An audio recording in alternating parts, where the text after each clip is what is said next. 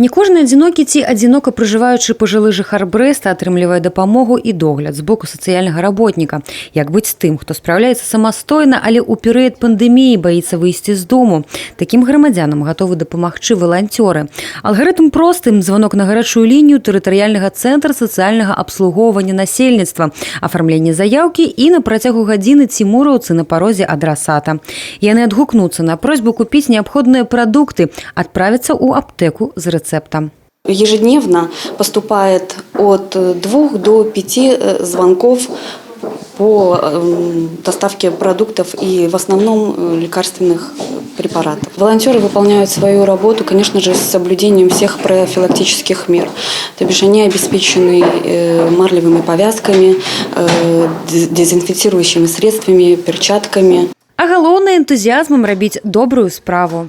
Это можно покупать в ближайшем магазине? Да, здесь вот рядом с Анти. Вот вам денежки. Практычна кожны дзень валанцёры БРСМ і Чырвонага крыжа адпраўляюцца па адрасах пенсіянераў.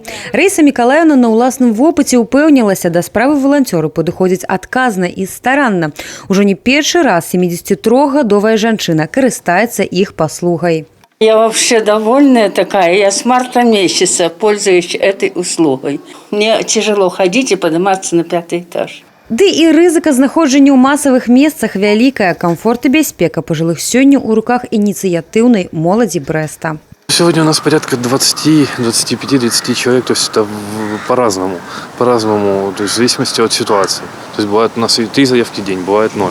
То есть в зависимости от того, насколько это нужно, насколько это необходимо в данный момент. Поэтому сегодня и все учреждения образования, с разных учреждений образования ребята откликаются. Механізм дзеянняў адпрацаваны, група па рэагаванні на дапамогу сфарміравана. Усе неабыякавыя гараджане таксама могуць паўдзельнічаць у добрай справе. Софія Беражная, Тыгран Акапян, тэлерадыёкампанія «Брэст».